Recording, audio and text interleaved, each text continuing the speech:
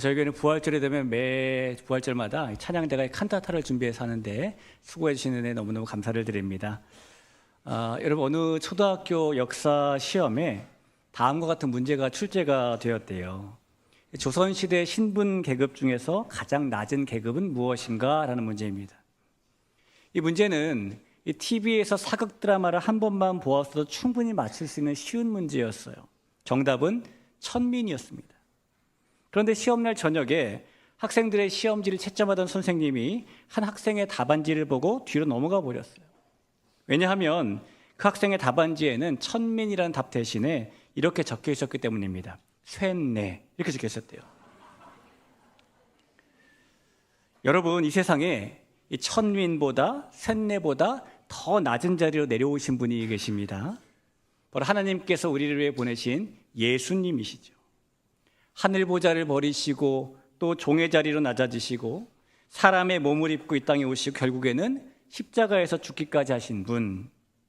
오늘은 그 예수님께서 가장 낮은 자리에서 우리를 위해 죽으셨다가 그 죽음의 권세를 이기시고 다시 살아나신 부활을 기억하고 기념하는 부활주일이에요. 이 부활주일에 하나님께서 우리에게 주시는 큰 기쁨이 가득할 수 있기를 간절히 축원합니다. 이 기쁨이라는 말은 들으면 누구나 다 기분이 좋아지는 말일 겁니다. 하지만 가만히 생각을 해보면 이 사람들은 기쁨이라는 말을 좋아하는 것에 비해서는 정작 진짜 기쁨을 누리는 일에는 서툰 것 같아요. 그렇기 때문에 사람들은 뭐 재미있는 일 없나? 요즘 왜 이렇게 사는 게 재미가 없지? 즐거운 일 좀 있었으면 좋겠다라는 말을 자주 하는 것이겠죠. 사람들이 그래서 기쁨을 얻기 나름대로 방법을 찾기도 합니다. 기쁨을 찾기 위해서 맛있는 것을 먹는다든지 좋은 곳에 가본다든지 아니면 갖고 싶었던 것을 가져본다든지 그렇게 열심히 기쁨을 찾아 노력을 해요.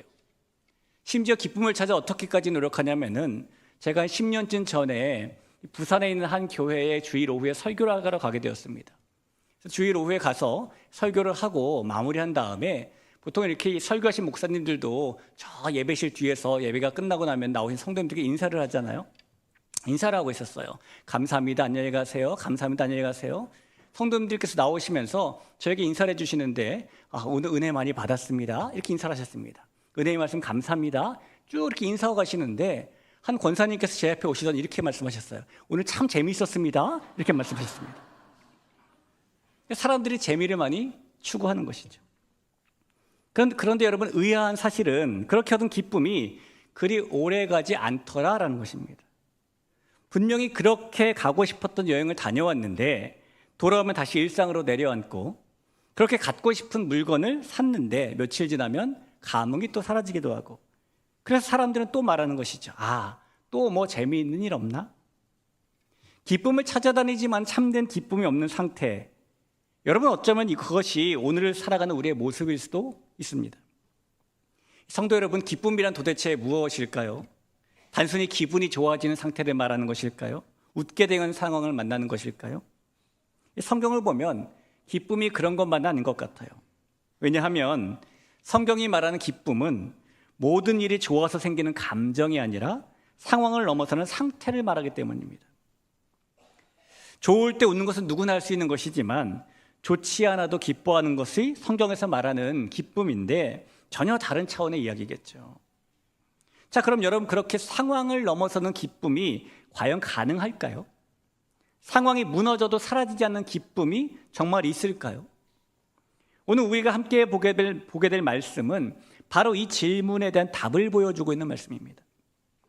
오늘 예수님께서 부활하신 날을 기억하는 이 부활주일을 맞아서 우리 모두가 그런 참된 기쁨을 가질 수 있기를 주님의 이름으로 다시 한번 축복합니다. 우리는 지난 주일에 스데반이 당했던 거절에 대한 말씀을 살펴보았어요. 이제 그 이후의 이야기를 만나보면 진리를 전하던 스데반이 거절을 당하고 돌에 맞아 죽은 일은 거기서 끝나지만 않고 그로 인한 파장이 점점 커져가기 시작했습니다. 그리고 그 파장은 사도 외에 예루살렘에 있던 모든 성도들이 유대와 사마리아 땅으로 뿔뿔이 흩어지게 될 정도의 큰 박해로 번져나갔어요. 1절 말씀입니다. 사울은 그가 죽임당함을 마땅히 여기더라. 그날에 예루살렘에 있는 교회에 큰 박해가 있어 사도 외에는 다 유대와 사마리아 모든 땅으로 흩어지니라 라고 말하죠. 이 말씀에서 흩어지니라라는 말은요, 농부가 밭에 씨를 뿌릴 때의 모습을 의미하는 말입니다. 마치 어디에 뿌려질지 스스로 결정할 수 없는 씨앗처럼 예루살렘 교회 성도들도 자신들의 뜻과 상관없이 여기저기로 흩어짐을 당하게 되었다는 것이죠. 자, 여러분, 그렇다면 이 성도들은 그렇게 흩어짐 당하는 박해를 어떻게 받아들였을까요? 흩어짐을 당한다는 것은 피난을 간다는 것이잖아요. 여러분, 무엇인가를 피해서 피난 가는 사람들에게 가장 중요한 것이 무엇이죠? 당연히 안전을 추구하는 겁니다. 안전하려고 피난 가는 것이니까요. 이 욕구 이론으로 유명한 심리학자 매슬로우는 사람이 기본적인 생존에 필요한 것들, 즉 숨쉴 공기, 영양분을 얻을 음식, 마실 물 등을 구비되면은 그 다음으로 원하는 것은 안전이다라고 말했습니다. 그리고 그의 말처럼 정말 사람의 마음속에는 안전을 추구하는 마음, 욕구가 있어요. 그렇기 때문에 이 피난을 가는 사람들에게도 가장 중요했던 것은 당연히 안전한 곳을 향해 안전하게 가는 것입니다. 그런데 이 박해를 피해서 흩어짐을 당한 예루살렘 교회 성도들은 조금 달랐어요.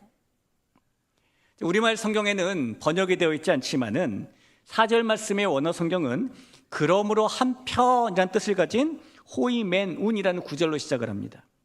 그래서 이 4절을 우리가 정확히 한번 보면은 이런 말씀이 돼요. 그러므로 한편 그 흩어짐을 당한 사람들이 두루다니며 복음의 말씀을 전할세. 박해가 왔는데 그러므로 한편 복음을 전했다는 겁니다.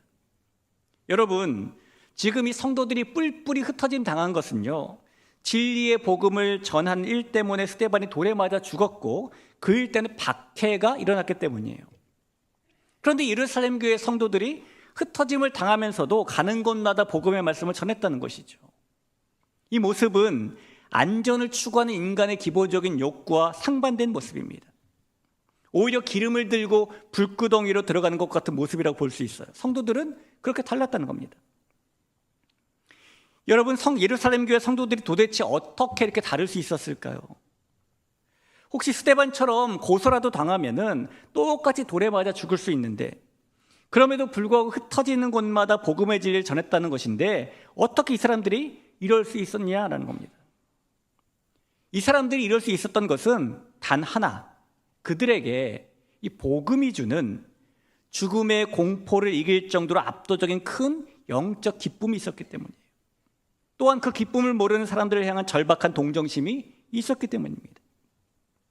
성도 여러분, 이 복음의 진리라는 것은 우리에게 그 무엇이라도 능히 이길 수 있는 영적인 압도적인 기쁨을 주는 것입니다.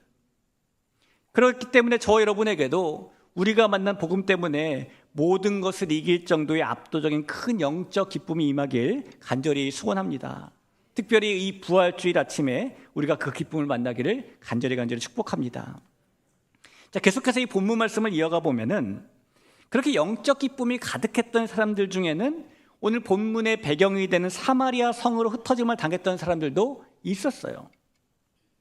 우리가 그들이 흩어져 들어간 땅, 이 사마리아가 어떤 곳인지 좀 알면 본문의 이해가 더 쉬워지는데요.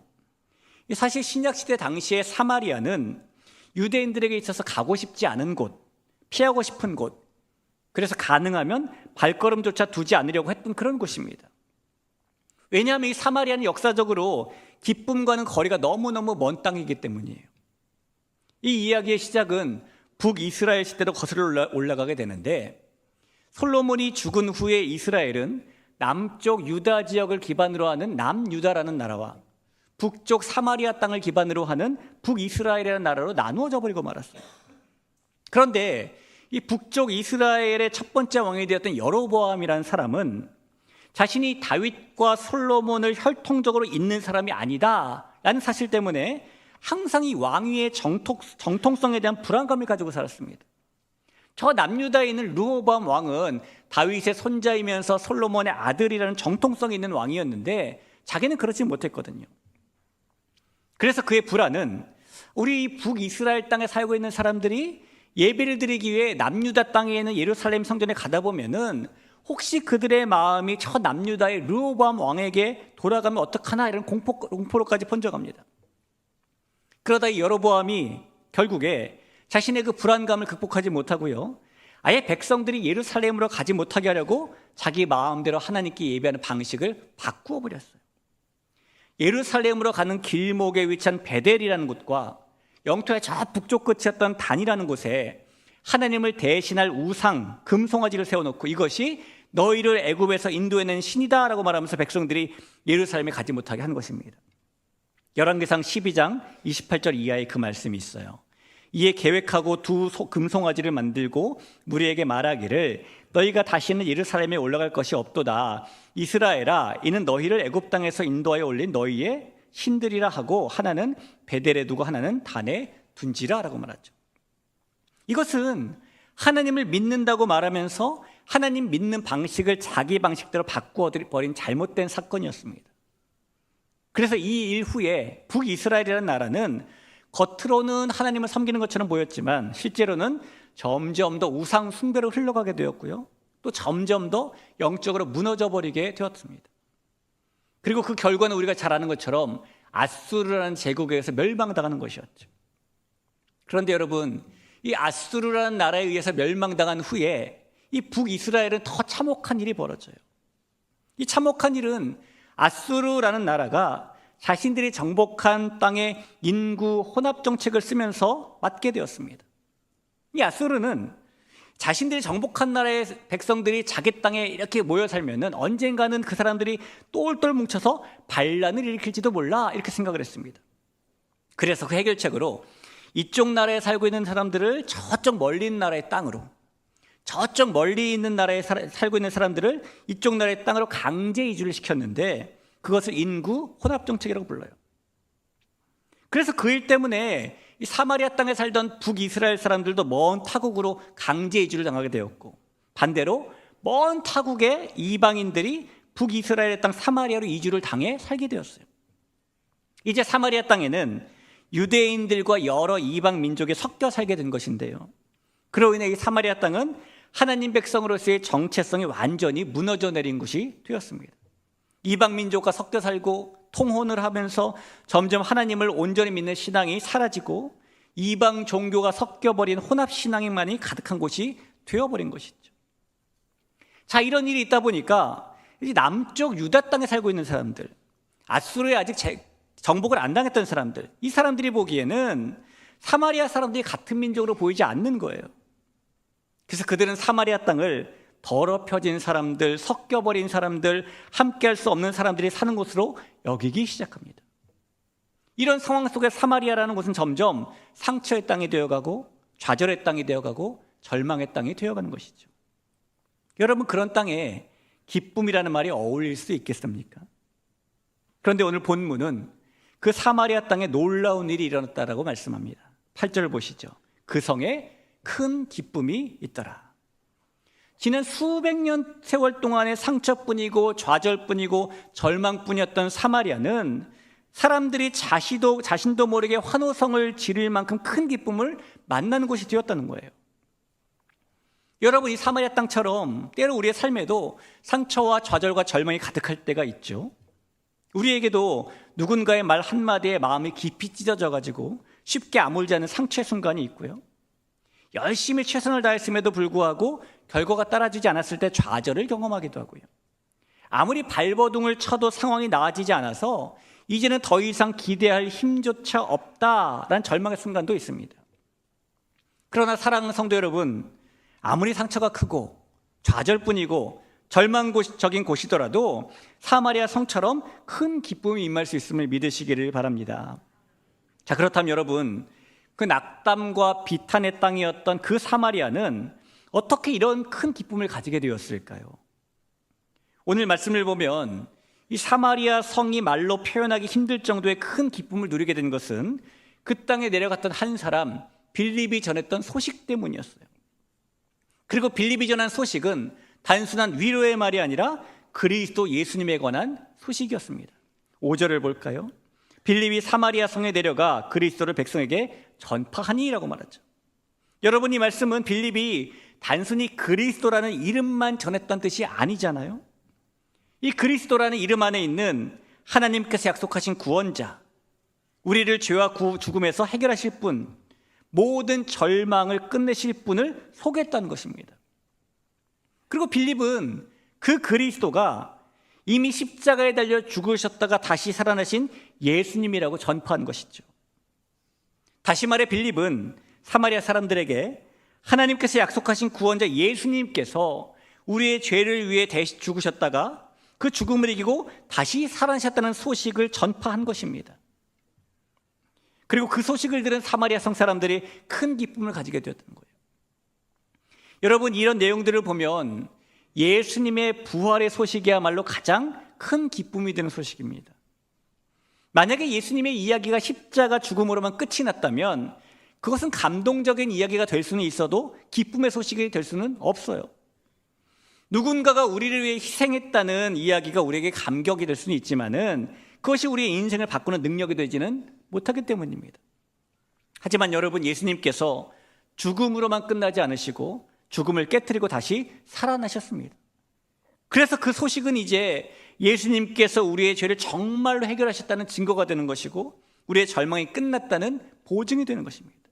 그래서 그 소식은 이제 우리에게 큰 기쁨이 시작되게 만드는 결정적인 소식이 되는 것이에요. 이 예수님의 부활의 소식이 저와 여러분에게 그런 기쁨의 소식 될 수 있기를 간절히 소원합니다. 사랑하는 성도 여러분, 이 사마리아 성의 사람들은 오랜 시간 동안 상처 속에 살았고요, 정체성을 잃어버린 채 살았고 하나님과 단절된 채 살았던 사람들이었어요. 그래서 그들에게는 희망도 없었고 확신도 없었고 보장된 미래도 없었습니다. 그런데 그런 사람들에게 구원자이신 예수님께서 죽음을 이기시고 살아나셨다는 소식이 들려진 것입니다. 여러분, 절대로 해결될 수 없을 것 같은 죽음을 이기고 다시 살아나신 분이 계시다면 이 세상에 해결되지 않을 문제가 뭐가 있겠습니까? 죄보다 크신 분이 계시고 죽음보다 강하신 분이 계시고 절망보다 깊은 생명을 주시는 분이 계시다면 그 소식만, 그 하나만으로 그 소식은 그들의 인생을 뒤흔드는 기쁨의 소식이 될 수밖에 없는 거예요. 오늘 본문의 6절 이하를 한번 보시죠. 무리가 빌립의 말도 듣고 행하는 표적도 보고 한 마음으로 그가 하는 말을 따르더라. 많은 사람에게 붙었던 더러운 귀신들이 크게 소리를 지르며 나가고 또 많은 중풍병자와 못 걷는 사람이 나으니 그 성에 큰 기쁨이 있더라. 그리스도가 전파되고 부활의 복음이 선포되었을 때에 이 사람들의 삶에는 묶여있던 것이 풀리고 눌려있던 것이 자유롭게 되고 깨어졌던 인생이 회복되는 실제적인 은혜가 시작되었고 그래서 큰 기쁨이 임했대요. 이 성도 여러분, 참된 기쁨은 상황이 좋아서 생기는 것이 아닙니다. 참된 기쁨은 부활하신 예수님을 만날 때 생기는 거예요. 환경이 바뀌지 않아도, 문제가 완전히 해결되지 않아도 우리 안에 죽음을 이기신 예수님께서 계시면 그 사실 하나만으로 우리 삶에는 사라지지 않는 기쁨이 시작되는 것입니다. 그 참된 기쁨이 오늘 이 자리에도 동일하게 임할 수 있는 기쁨인 줄 믿으시기를 바랍니다. 성도 여러분, 오늘 우리는 이 사도행전 8장의 말씀을 통해서 또 사마리아 성에 일어난 사건을 통해서 절망의 땅이 어떻게 기쁨의 땅으로 바뀌는지를 살펴봅니다. 수백 년 동안 상처와 좌절만이 가득했던 그 땅이 사람들이 환호할 만큼의 큰 기쁨이 임한 곳이 될 수 있었던 것은 그리스도, 이 부활하신 예수님의 소식이 전해졌기 때문이었다는 사실을 우리가 나누어 봅니다. 그러면서 이 말씀 앞에서 우리는 우리가 살아내고 있는 삶의 자리를 돌아보게 되죠. 여러분, 혹시 우리도 겉으로는 괜찮아 보이지만 속으로는 지쳐있고 열심히 살아가고 있지만 마음 깊은 곳에는 설명할 수 없는 공허함이 있고 웃고는 있지만 진짜 기쁨은 사라져 있는 삶을 살고 있지는 않을까요? 이 각종 SNS에는 웃고 있는 사진만이 가득하지만 정작 혼자 있을 때는 아무 이유 없이 허전함을 느끼는 삶을 살고 있지는 않을까요? 어쩌면 우리의 삶의 자리도 사마리아 성처럼 상처가 있고 무너진 부분이 있고 하나님과의 거리가 멀어진 자리일 수도 있어요. 그러나 여러분, 바로 그 자리에도 오늘 사마리아 성에 임했던 기쁨이 동일하게 임할 수 있습니다. 바로 그 자리에 있는 우리에게도 부활하신 예수님께서 찾아오셨기 때문이에요. 우리 귀한 성도 여러분, 아무리 핸드폰의 배터리가 100%로 꽉 차 있다 하더라도요, 만약 전원이 꺼져 있다면 아무 기능을 하지 못합니다. 마찬가지로 우리도 겉으로 아무런 문제가 없어 보여도 우리에게 부활의 생명이 꺼져 있다면 아무런 의미가 없게 돼요. 부활하신 예수님께서 우리 안에 들어오셔야 우리 삶의 진짜 기쁨이 시작되는 것입니다. 그 예수님께서 지금도 살아계십니다. 그리고 지금도 우리의 삶 한가운데 들어오셔서 묶여있는 것을 풀어주시고 눌려있는 것에서 자유케 하시고 깨어진 것을 회복시켜 주십니다. 여러분, 이 부활주일에 우리가 단지 예수님께서 살아나셨다는 사실을 아는 것에만 만족하는 것이 아니라 그 부활하신 예수님을 우리의 마음에, 우리의 삶에 모셔드리는 자리에까지 나아갈 수 있기를 간절히 바랍니다. 그럴 때 이 사마리아 성에 일어났던 그 큰 기쁨이 오늘 우리의 이야기가 되어서 우리의 마음에도, 우리의 가정에도, 우리의 삶에도 큰 기쁨이 임하게 될 줄 믿으시기를 바라요. 그런 사라지지 않는 기쁨, 죽음조차 이길 수 없는 기쁨인 이 부활의 큰 기쁨을 만끽하며 누리며 살아가는 우리 대길교회가 될 수 있기를 간절히 주님의 이름으로 축복합니다.